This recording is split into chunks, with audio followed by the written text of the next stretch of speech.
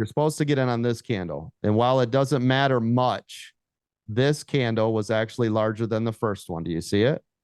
So what is the rule, everyone? When can you get in on the 2-minute EWO?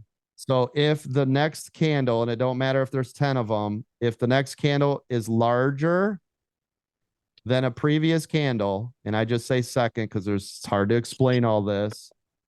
In this case, it was true second. The second candle was larger. Why does it matter? Let me show you. So even though it was a reason why I train it this way, you would have been in somewhere on this candle, right? Mhm. And while this don't look like much, you would have immediately went green here, here, here, here, and here. See them? So again, enter at the correct time will help, right? That'll help a lot.